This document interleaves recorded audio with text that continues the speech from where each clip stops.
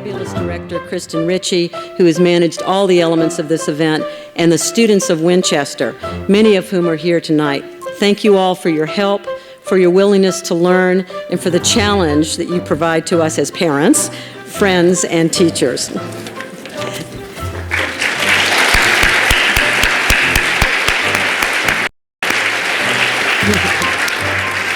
Turning to the program tonight, with apologies to the English teachers in the audience, I strongly feel that we need to recognize a new part of speech, the active noun.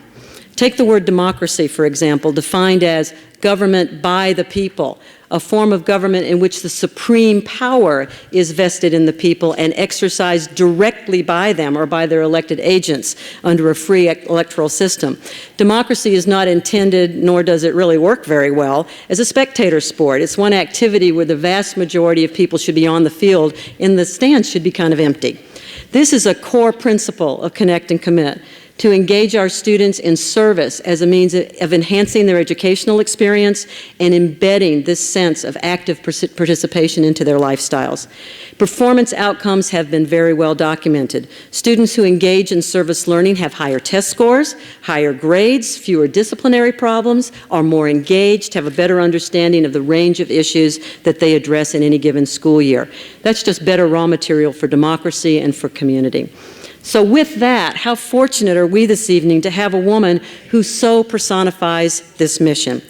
Today, Dr. Albright is teaching, helping companies and governments, and investing in emerging economies. Most of us know the highlights of the story about how she got here. Born in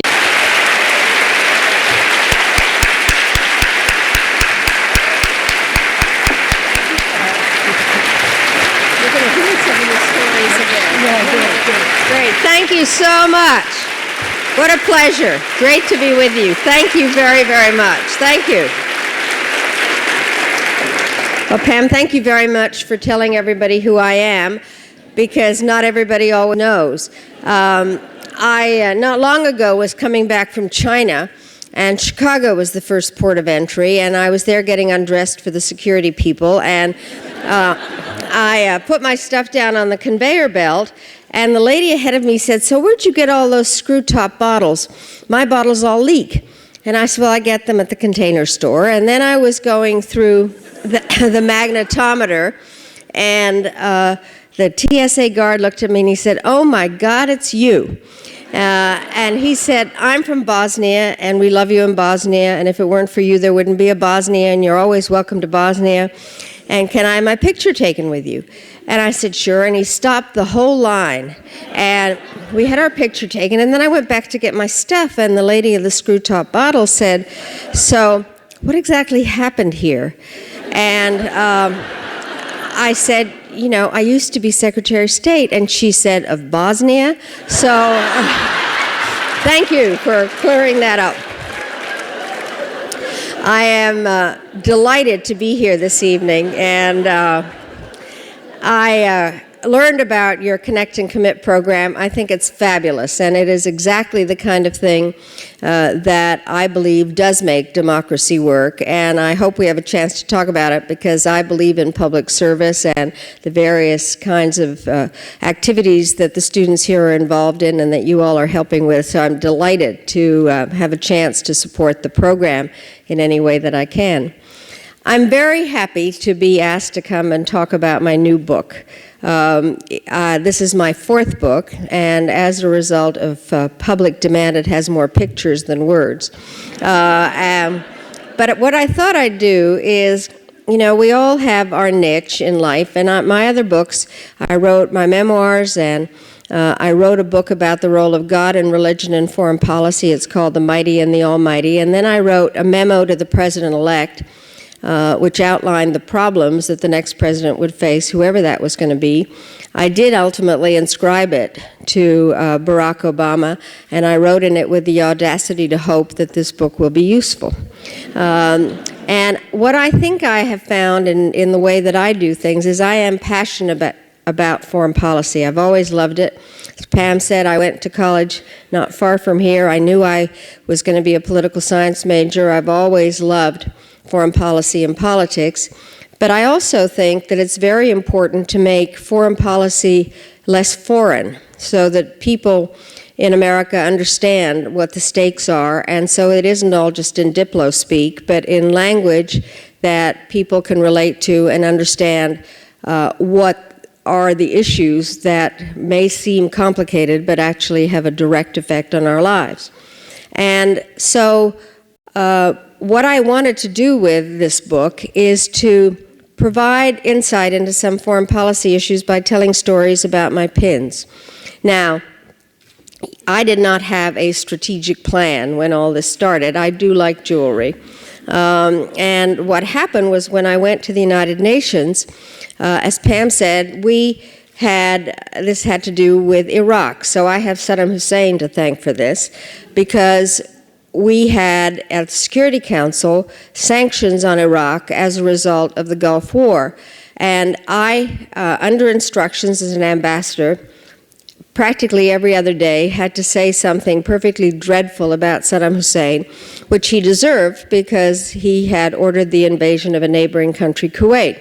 So what happened was that their controlled press, all of a sudden a poem appeared in the press, and it called me an unparalleled serpent, among other things. And so I think probably all of you have seen the picture of when one of the ambassadors comes out of a Security Council meeting and you go and you face a gaggle of reporters, and I decided to wear my snake pin, which I had. And so they said, well, why are you wearing that snake pin? And I said, because Saddam Hussein called me an unparalleled serpent.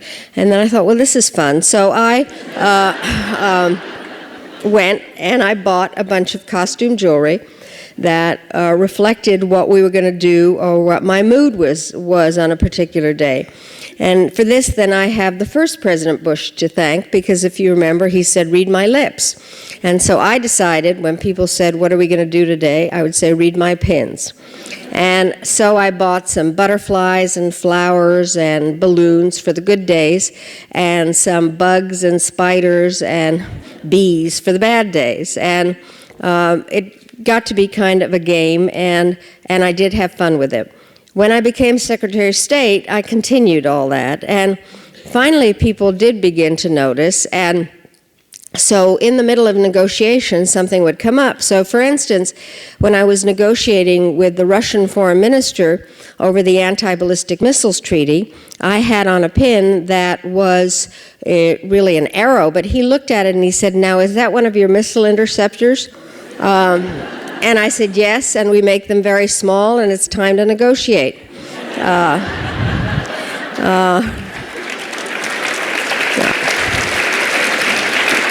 There is a picture in the book of me sitting with Chairman Arafat, and I have on a bee. And that was very deliberate, because that was one of the days when I was delivering a pretty stinging message about the need for the Israeli-Palestinian talks to move forward.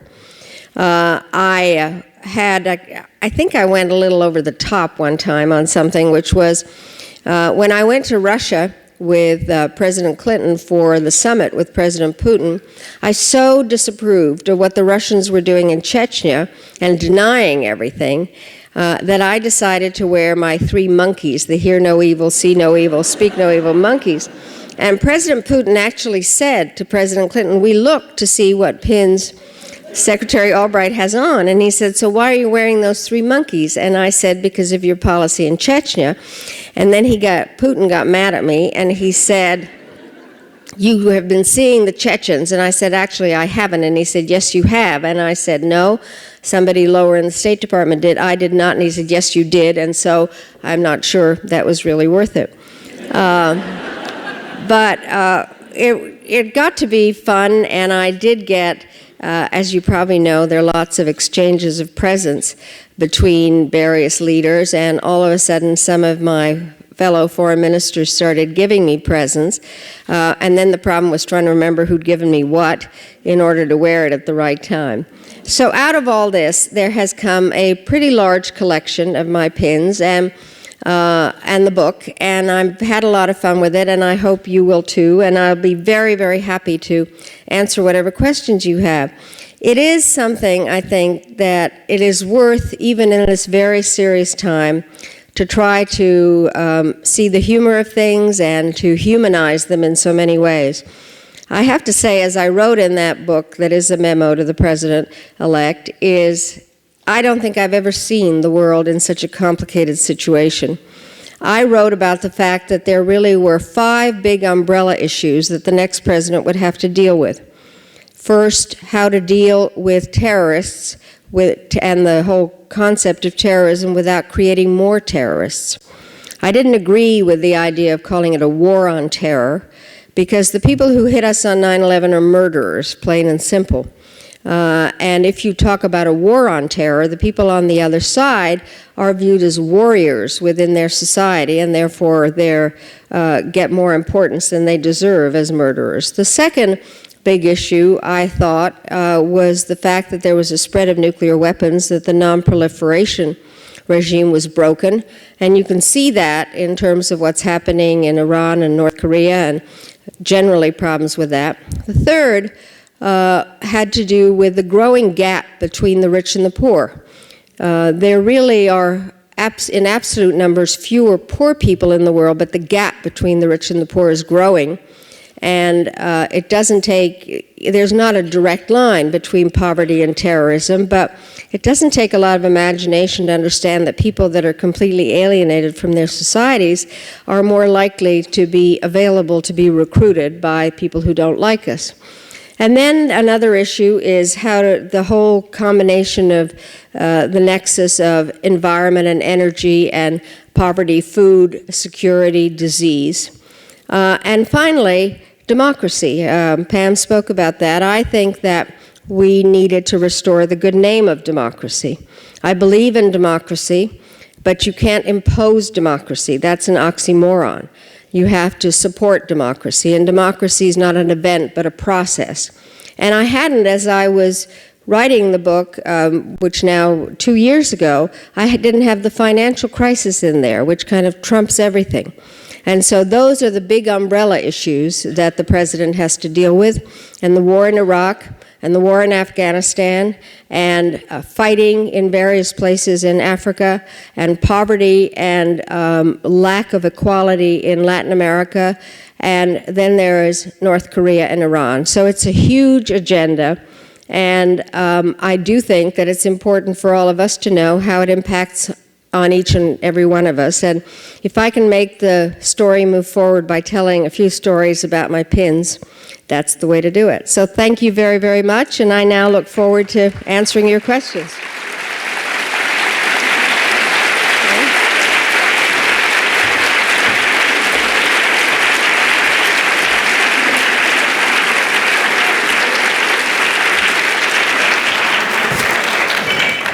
Madam Secretary, I am just honored to be here with you, and I've had this opportunity before with your other book, The Mighty and the Almighty. I've read all your books, but this is fun. It's not only accessible, it is fun. So I thought that we could talk about that for a little while.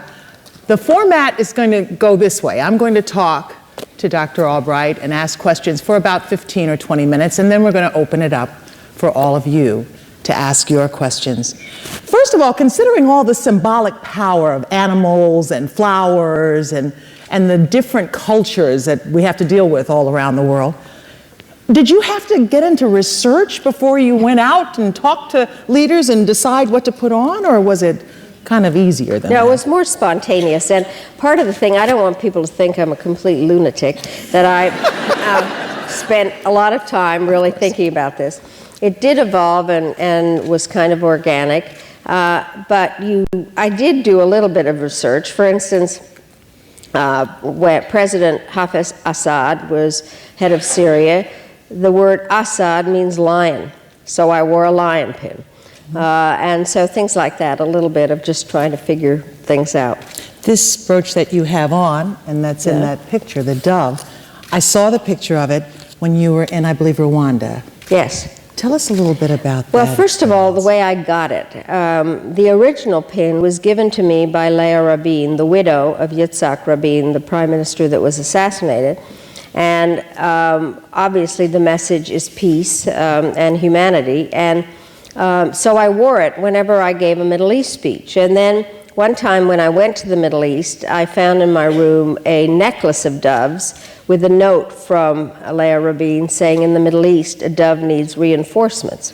But then Rwanda, I think, sometimes I'm asked about what I regret most, and I was not Secretary of State, I was UN Ambassador at the time, and it's a very complicated story, but I think we really did not do what we should have in Rwanda, and there was a lot of genocidal killing. And I thought that when I went to Rwanda to honor those that had been killed and to push for changes, that it would be appropriate to wear a dove. And so that's why I wore it there. As word got out that you love these pins and you used them in the way that you did, many of the world leaders gave you pins as gifts. Do you have a favorite among them, or a favorite story among some of the gifts you received? Well, I did get some great pins, and one that I like particularly came from the British Foreign Secretary, Robin Cook, and it is, the British lion, and it's very big. It looks more like a door knocker, and that's fun. I did get some wonderful Russian pins from various of those leaders. I got a great flower made out of some kind of material from Javier Solana, who was Secretary General of NATO at the time.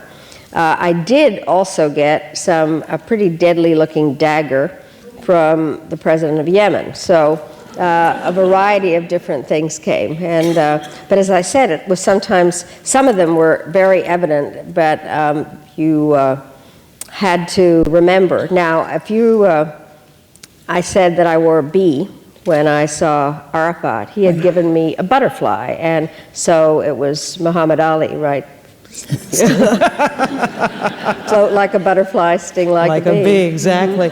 Any emotional attachment to, I'm sure there must be much emotional attachment to some of your brooches. Well, they're the different ones. I mean, some that were given to me. I have one that my mother had that she was terrified to wear because it was the last gift from her sister who died during World War II.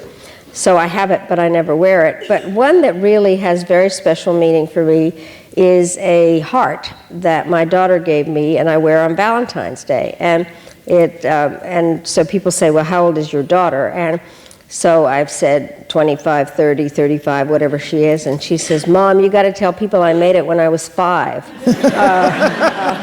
And so I love that. And it is, mostly jewelry is handed down from one generation, older generation, to younger, but this was the reverse, so it's very nice. And by the way, her daughter, my granddaughter, said to her recently, so what's the big deal about Grandma Maddie being Secretary of State? She just turned 7, and she said only girls are Secretaries of State. I love it. I love it.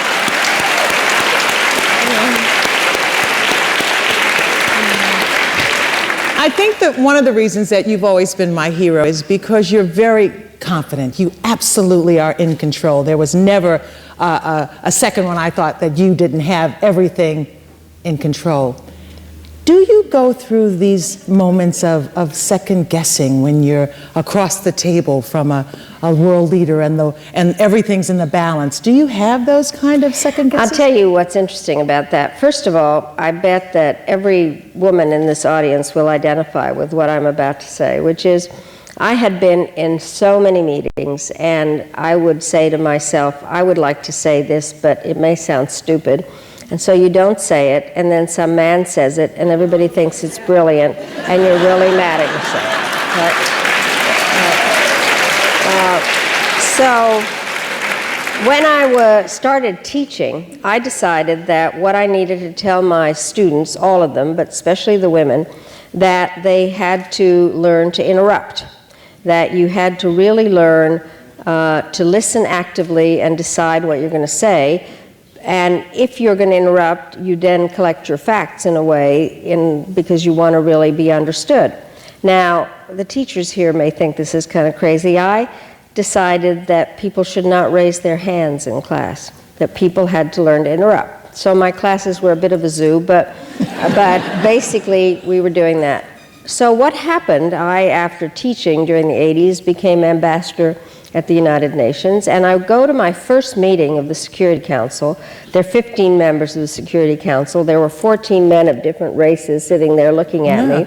And I thought, well, I'll wait to see, how I feel and whether the room and who likes me. And all of a sudden, I thought, okay, that does not work. I am the United States, and if I don't speak right now, nothing will happen. And so that was one of the first times that I kind of felt that I had to have the confidence to do what I had been telling others to do. When you asked the question in an interesting way, during a meeting, I actually did feel confident. I had prepared for the meetings, and if I couldn't specifically answer a question, you sometimes have other people with you, and you can turn to them. That's acceptable. But I am somebody that goes over things later and think, did I do the right thing? And I still do that. So when we talked about Rwanda, I can't tell you the number of times I've gone over that in my mind and tried to figure out what went wrong. And because I teach, I think I turned that doubt about making a decision into something that is a lessons learned. But I do think I wish, in some ways, I wish I were the kind of person who could drop something, but I can't. Still go with it. In one of the stories you write about facing off then Chief of the Joint Chief of Staff, Colin Powell. And you've got a beautiful brooch on, but he's got all these medals, and you you talk about that whole. Tell us that story. Well, it's that a great was a story. First of all, this happened again while I was ambassador to the United Nations, and as ambassador at the UN, you see more different foreigners than any other American diplomat. Whoever is ambassador to Germany might see more Germans or whatever, but basically, I saw everybody. President Clinton had, during his first campaign, talked about the need to do something about Bosnia, and people would come up to me all the time and say, why aren't you stopping the killing that's going on there? And I would go to meetings of the principals, which is the group of people in our government that make the decisions, the Secretary of State, Defense, and nothing would happen. And Colin Powell was chairman of the Joint Chiefs at the time and the hero of the Western world because the Gulf War had been won. And he would come into meetings. I can't begin to tell you what it's like to sit across from a general that has medals from here to there, and is tall and handsome, and you are a mere mortal female civilian. I felt very strongly that we should do something. And so and he is still a brilliant briefer, and he would say, well, we can do all these things, and the Pentagon has the capability of showing the most amazing PowerPoints in 3D, and so he would say, well, we can do this and we can do that, and then he'd say, but it'll take 500,000 people and $1 zillion and take 20 years, and what are you going to say to Sergeant Slepchak's mother if he steps and dies on a landmine?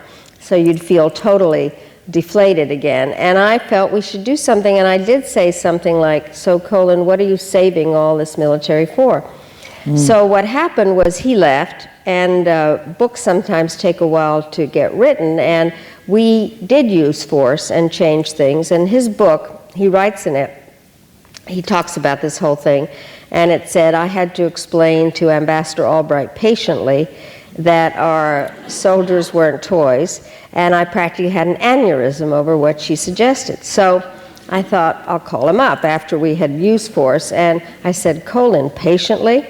And he said, yeah, I did have to explain it to you patiently. You didn't understand anything.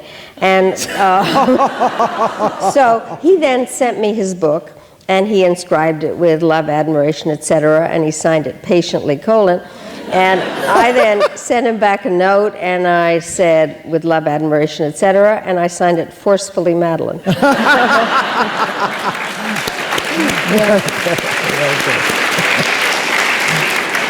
Let's talk about another pen. This is the sword and the snake. Now that got you in trouble in a security situation. Right, and I have to admit, this is a little grim. I bought that after Saddam Hussein was offed, And basically, I was in a bazaar in Turkey, and I found this, and I thought it was great looking. The point is that the dagger comes out. So I was going through security, and they see this thing, and all of a sudden they take it out, and it's silver, and they kept going like that, and I thought, you're going to break it. It is not a weapon of mass destruction. So I don't travel with it anymore, but it's kind of a neat pin. It is a great pin.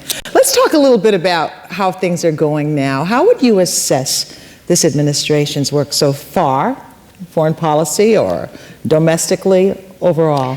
I think that they have a very, very tough agenda, as I pointed out. I thought that when I wrote the book, and I think to a great extent, in many cases, it's gotten harder. I don't think I've ever seen so many issues on the table.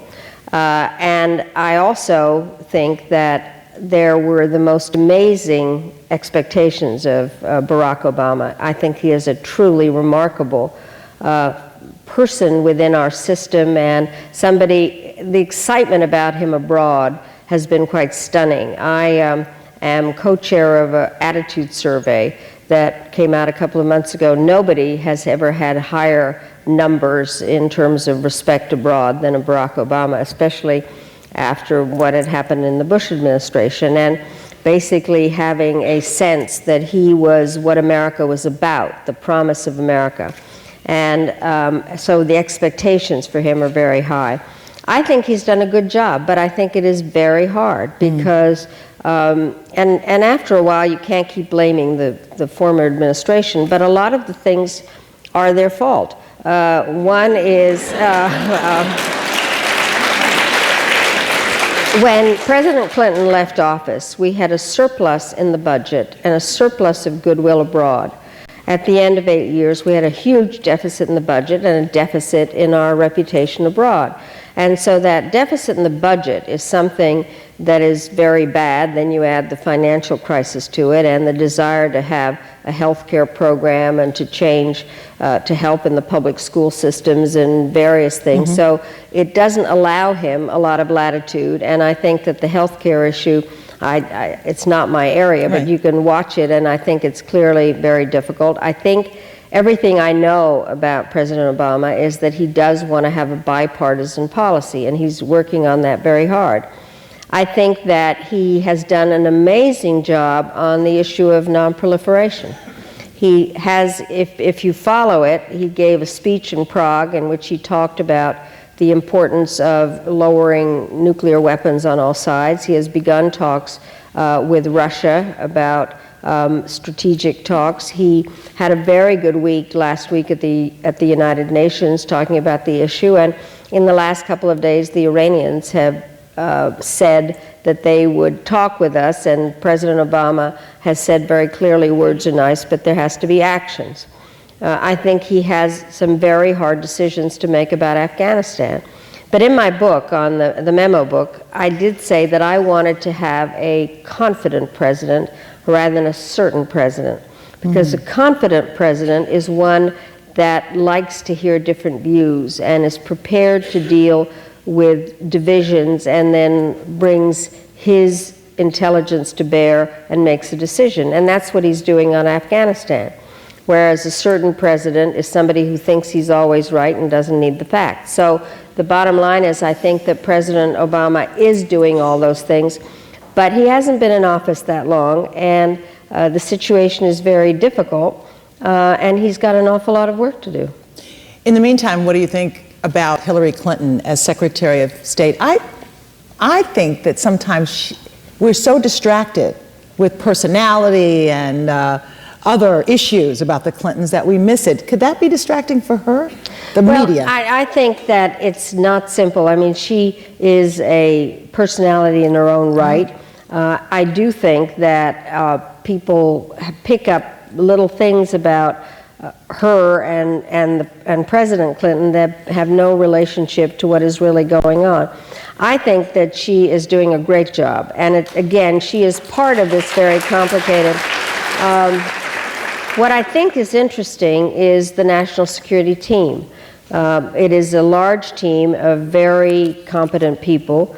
I think it's very interesting. Secretary Gates has worked for Republican presidents, and as Secretary of Defense, that's a very good team. And I think that Secretary Clinton is somebody who is very much of a problem solver and moves forward on it. And I think she's doing a good job. And I have to say this, because we were talking about, Pam talked about democracy.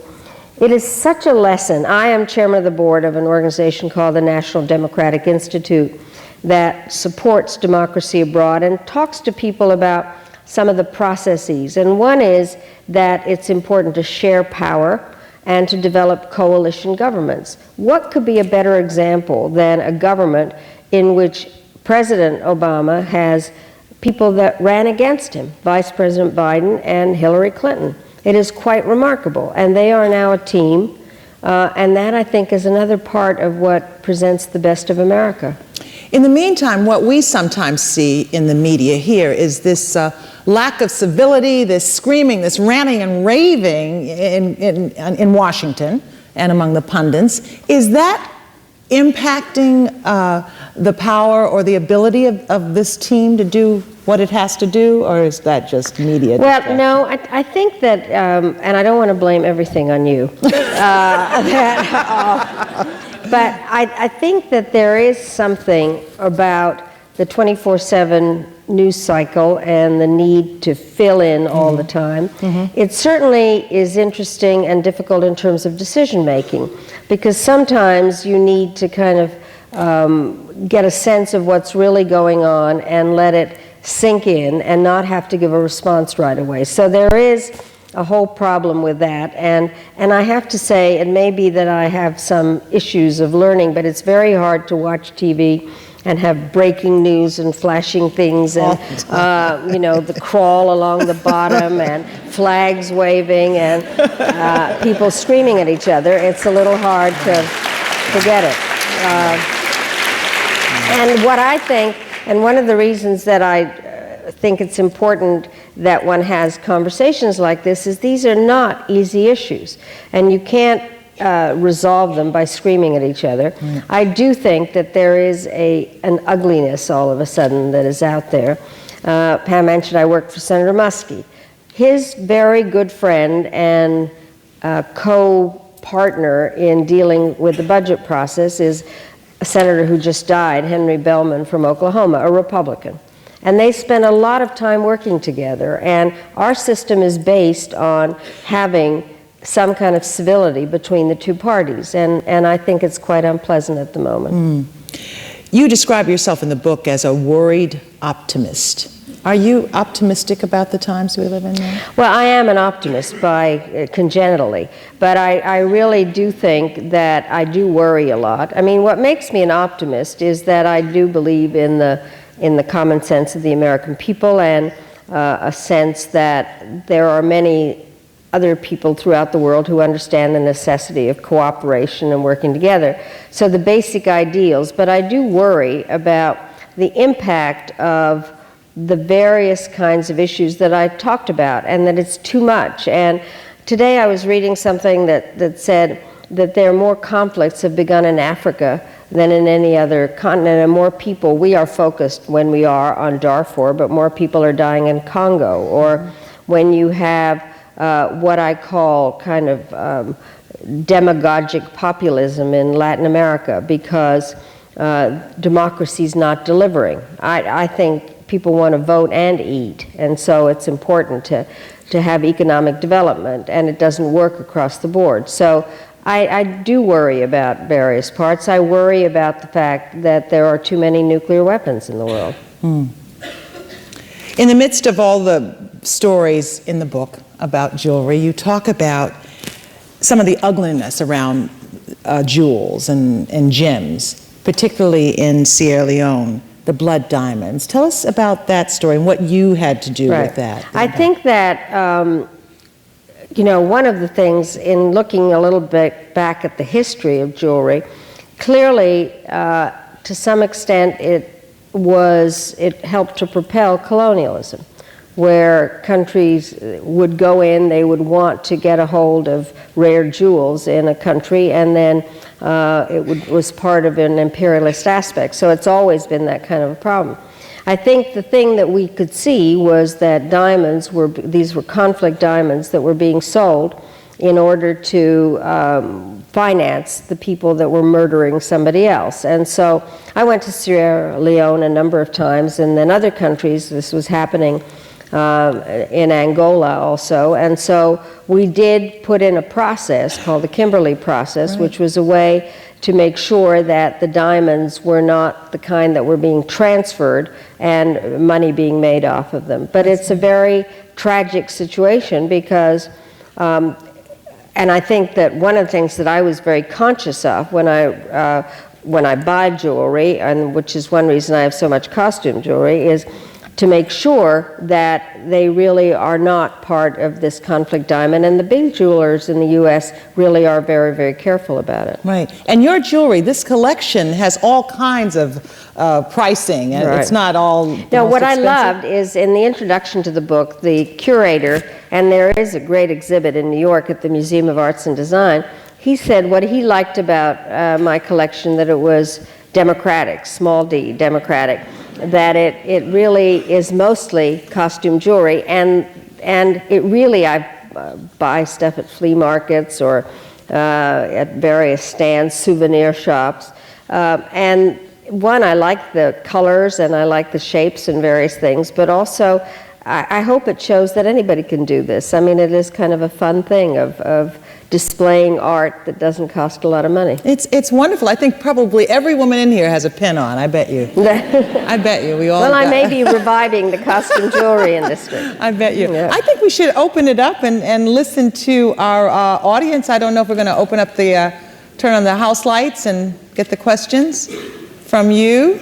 If you're ready, I'm going to let this gentleman start right here. Secretary Albright, I have my main concern, of course, is healthcare, but right with that is Afghanistan and our growing involvement in Afghanistan. Can you give us more perspective, or a deeper perspective about Afghanistan and our growing? I think that Afghanistan has a very long and troubled history, and way in the time of the czars of the English Empire, it's been a contested area for a long time and very, very hostile environment there. Someday I'm going to teach a course on the unintended consequences of foreign policy decisions, and the story of Afghanistan is a very complicated one, and the Soviet invasion in 1979 and American support for the Mujahideen, who happened to be in a position to push the Soviets out, but basically did it with our weapons. And now those very same weapons are still being turned against us. I think that there is a real question as to what happens if we pay no attention to Afghanistan. But the part of the problem was that after the Soviets were pushed out, we kind of left it alone and didn't worry about where the Mujahideen were going, what the Taliban were doing, what the Taliban were doing to women and girls in Afghanistan. When I was Secretary of State, I went to a refugee camp in Peshawar where a lot of Afghan women had gone, and they told the most horrendous stories about how people would jump out of windows in order not to be raped, and how they can't go out without adult male around them, and some of the things you've seen. And in many ways, women and how they're treated are the canaries in the coal mine, that if people treat women that way, they treat everybody that way. And I think that, and I have to say that the argument that's going on now is whether we should be doing counterinsurgency, which means to try to control a certain amount of territory and help to develop an Afghan army and have them be prepared to take on the security of the country so that we can leave, or whether we should be doing counterterrorism and only looking to get rid of Al-Qaeda. The question is whether if we only do counterterrorism, is it creating another vacuum in Afghanistan, and something that we're going to have to deal with ultimately as problems spread into other parts of the area, Pakistan, etc. I think that it is very, at the moment, I think that a lot of information has to be gathered. I don't compare everything to Vietnam. I think that different wars have a different momentum, and I worry about leaving a complete vacuum there. The other thing, and if I could just take another minute on this, is there is the NATO component to this. Last year, or earlier this year, was the 60th anniversary of NATO. And there was a decision that NATO needed a new strategic concept. The last one was in 1999. So they decided to create an experts group, and the countries of NATO named experts to it, and I was named for the United States. And then the Secretary General of NATO asked me to chair that group of experts. And one of the real issues there, and we just began this work, was what is NATO doing in Afghanistan? Is that an appropriate job for NATO?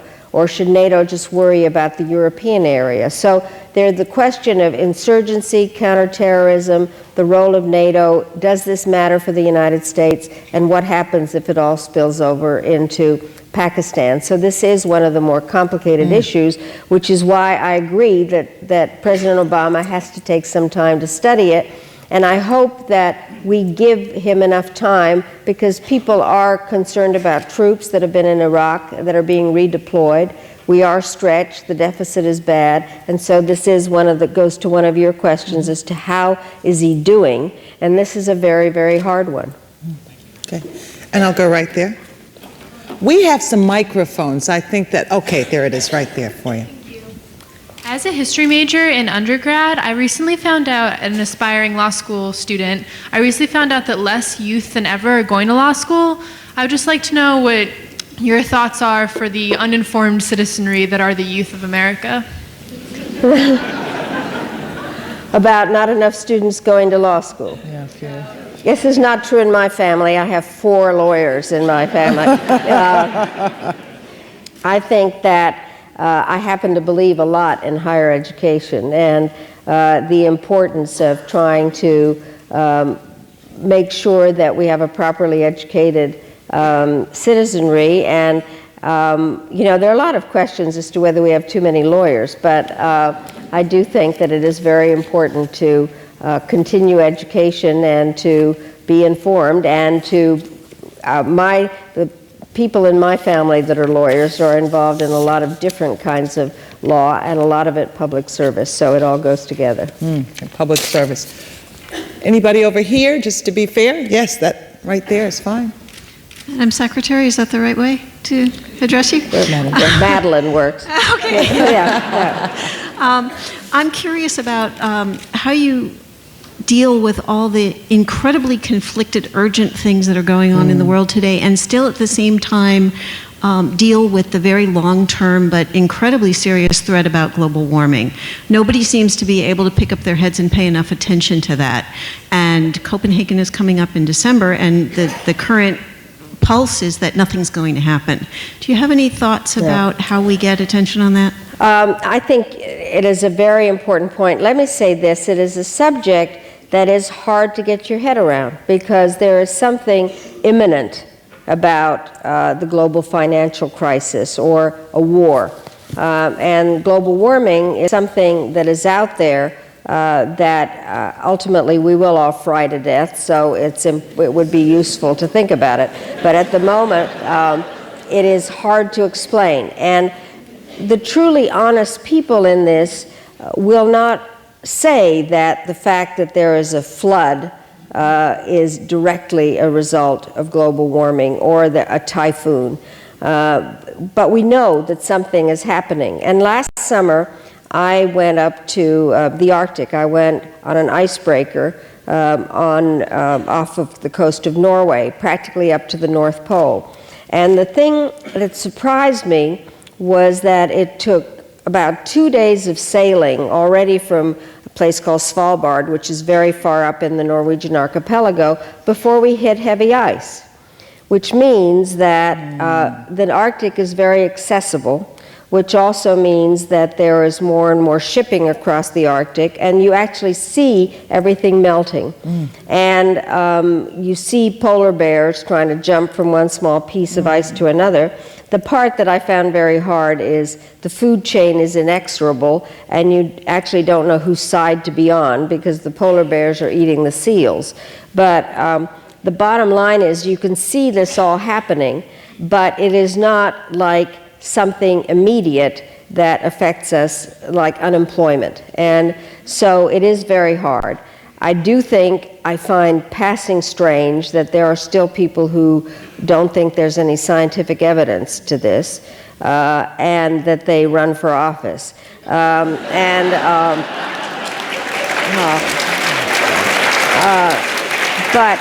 I do think that it's going to require, what is a problem? And this has to do with timing and administrations. I've said this before, is that the Tokyo Environmental Conference came too late in the Clinton administration, and the Copenhagen Conference is coming a little too early in the Obama administration, because I think you've all followed how hard it is to get people into place so that they can be the people that are capable of doing the negotiations. And there are a lot of things that have to come together. President Obama has said some very forward-leaning issues on environment and energy, and it's the combination of the environment and energy issues that have to come together. But I think we have to see it as important. The problem is that it's hard to understand if you're cold that there actually is global warming, and that all these things don't seem as imminent when they truly are. And I think we do all have to be conscious of it. But you've asked a key question, because it doesn't seem as imminent as the financial crisis, for instance. Please. Yes. Good evening. As a Wellesley alum, and on behalf of the Wellesley Women of Winchester, I want to thank you for coming this evening. And speaking of attorneys, as an attorney myself, negotiating is an important skill, as it was in your term as Secretary of State. Although culture influences, I'm sure, your negotiating techniques, what were some of your universal negotiating techniques that you used that you found were most effective? Most effective? Well, I think that the thing that's most important is first of all, you have to begin in some way, which is where the pins helped, of really beginning some kind of a conversation that puts you in a position where you understand what the other person is like. A lot of it does have to do with personal relationships. The hard part is if you actually like the person that you're negotiating with and you disagree with them, but you have to be able to go forward with it. But the most important thing about negotiation is to understand and put yourself into the other person's shoes. Because unless you know what their interests are, while maintaining a very strong aspect of knowing what your interests are, you can't make a deal. And so you have to create your own red lines about things that you will not go over, try to establish what their negotiating red lines are, and then look for compromise. But I do think it is important to see what the other person has in mind. And a person that was really a great negotiator, Bill Clinton, was terrific in terms of, during some of these Middle East talks, we would be sitting there and he would tell Arafat that he had to try to put himself into Netanyahu's shoes and vice versa. It was not simple and it didn't last very long, but the bottom line is that I think that is a very important technique. The other is to really know yourself what you're talking about, and to know how much you can give, and it's a little bit like being at an auction to make sure what your limit is as to how far you will go. And what is interesting is that the U.S. Institute of Peace, for instance, has just put out a series of books that describe the negotiating techniques of other countries. There are different ways that countries negotiate, and some, not because they're trying to lie, basically say things that aren't true, and you have to figure out, because they want to please you, They want to say, yes, we'll do it, and then they don't do it. And so you have to know a little bit more about the chemistry and psychology of the country that you're dealing with. How do you build relationship across the seas? I mean, you don't go visit all the time. Are you emailing? How do you stay Now, in? I mean, the truth is that one of the reasons that I do believe secretaries of state have to travel, I traveled 1,038,000 miles while I was secretary. Wow. And so once you've met somebody, then you can do more stuff on the phone. Mm-hmm. But it does help to have that initial contact.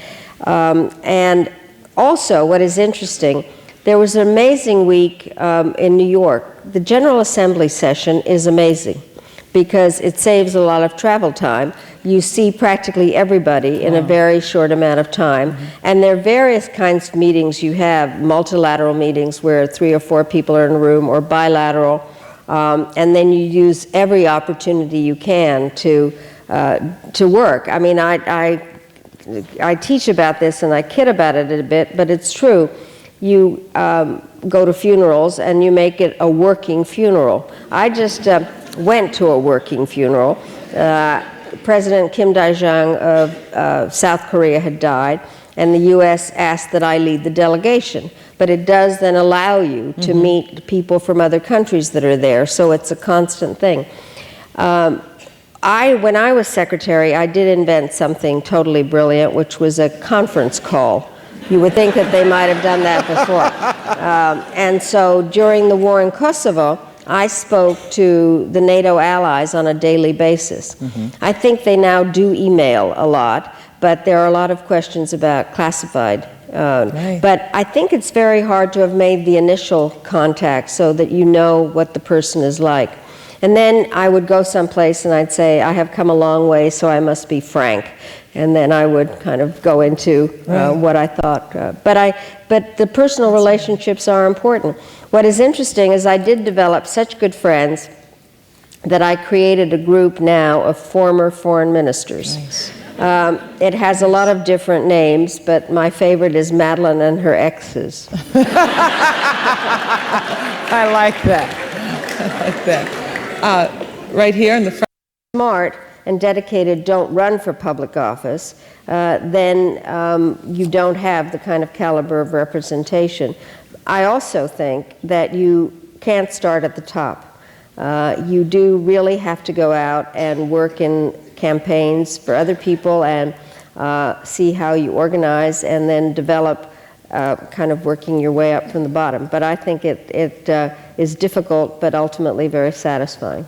Okay. Liz in back here. Please. China is obviously on the rise, and among other things, buying friends and resources in places like Africa. How would you tell us to think about China these days, and what is the geopolitical world going to look like with China in 10 to 20 years?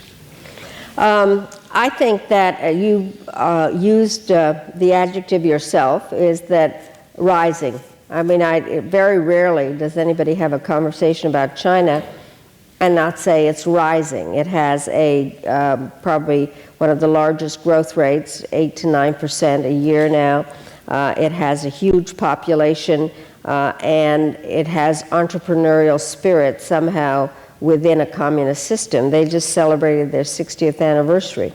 And they are really reaching out in a number of different ways. What I found interesting was when I was at the UN, the Chinese ambassador there very rarely participated in discussions, except when it was something about what they considered interference in domestic affairs of other countries. And what you see now is China taking a much larger regional role. They are part of the six-party talks on North Korea, and we appreciate that.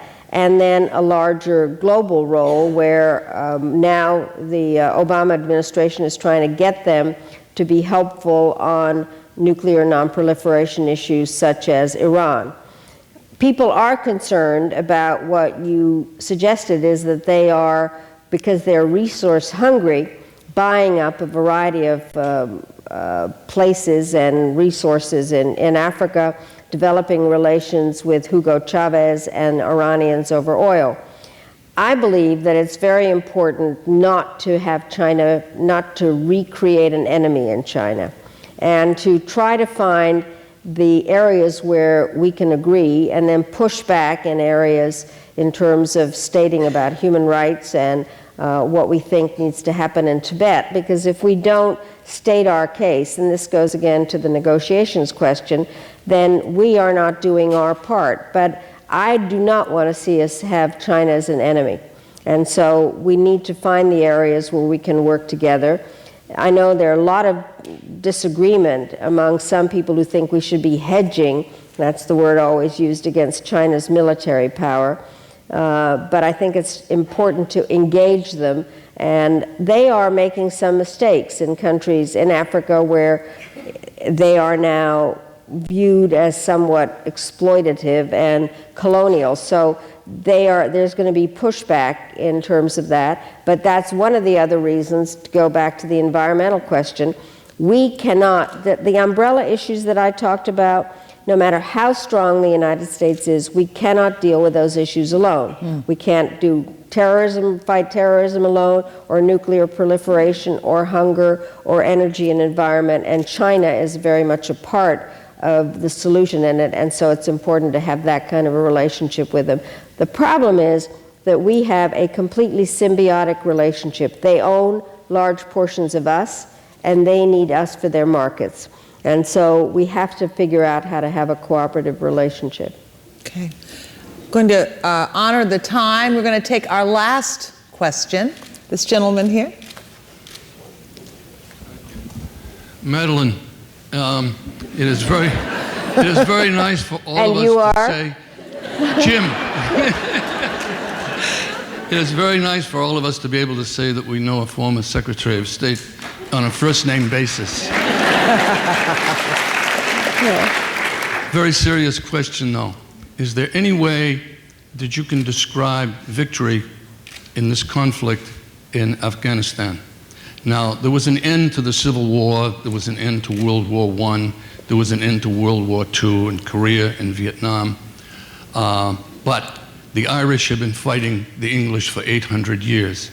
And my fear is that this conflict, and I don't even call it a war because it's not traditional, it's a totally untraditional war.